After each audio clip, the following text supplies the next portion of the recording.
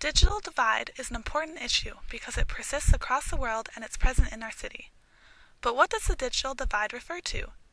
Social divide was first defined in the 90s as the gap between those who have access to the internet and those who do not. As technology has evolved, so has the definition of digital divide. Today, it not only refers to differential access, but also people's lack of skills using technologies and the internet. Fluent Smith mentioned global divide as a differential internet access between nations based on the access to networked ICT infrastructures according to gender, income, race, and location. To break this divide, different organizations in Vancouver empower communities through the use of technology and new media at a local level. An example is W2, an organization working from the downtown east side. It doesn't rely on public funding, and it earns most of its revenue on its own through programs, cafe sales, and events.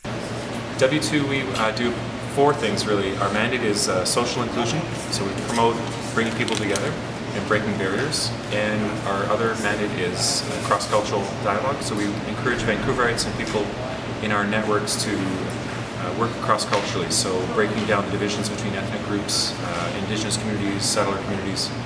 And we also work for redress, so communities who have been affected by the National Building Project of Canada through immigration laws and racism, helping those groups, Japanese, Chinese, Indigenous, residential school survivors, help them work through reconciliation with the mainstream community and build an inclusive society in that way.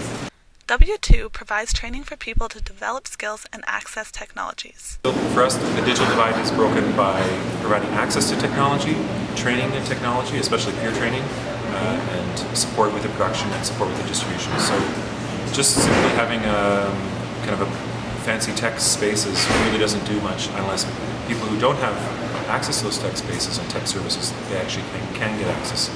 And it's just not tech for tech's sake, but it's really figuring out what the appropriate tools are for a nonprofit group, for a community advocacy campaign, for a low-income person trying to stay more connected in this information society. Everyone has to have access to technology.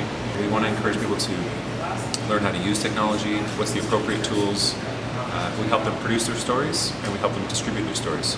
So we use broadcasting as a way to deliver that social mandate, which is to bring people together and work through our differences and build a better community. It relies mostly on community partners and other community leaders who contribute with its ideas and help them build their mandates. W2 works on developing media literacies such as collaboration and participation. There's a lot of online dialogue on our social media, Twitter and Facebook right now, and we'll see where social media takes us. Well, what happens is it's funny. There's like a whole other world that's happening in that social media sphere. But what's great is everyone who participates. Although W2 is an independent organization and currently does not use government funding, it's in the process of seeking funding. From the political economy aspect, W2 staff believes the government should support bridging the digital divide.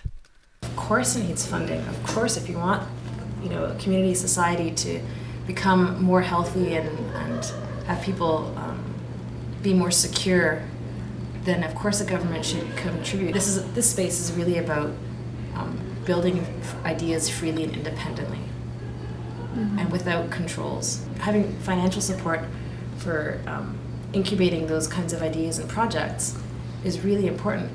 But there's also, you're always kind of concerned, like, well, will the government put restrictions on what kinds of things get funded? Creative technologies that are really expressive and healing, whether it's video, artwork, and those kinds of experiences or issues that are they can only be healed by art, by immersive media art, where you're actually experiencing music and sound and video, and that can actually do a lot for people. It's really hard to tell the government, fund that. However, the government currently has undergone major cuts for the arts. People can have radical ideas that might not go with the current economic model, but who knows, maybe they're talking about ideas that will be a part of a future 50 years from now. That'll be really invaluable. W2 is an important organization that bridges gaps of media literacy and internet access in our city. Bridging these gaps benefits society because it gives opportunities to people who do not have access to internet or technologies. It is fostering equal access and equal development of skills to underprivileged people and minorities. It allows people to be part of the public sphere. When you look at Denmark, for example, they have broadband access as a constitutional right. It's a human right in Norway to have broadband access. So you learn about that model on the other side of the world. We have a lot of work to do here in the inner city of Vancouver, where there's thousands of people who have no phone, no internet, no computer. How do they be meaningfully engaged with society? Really, everyone should have a right, equitable right to those technology services, whether it's a consumer application or professional or broadcasting. That should be a right in Canadian society.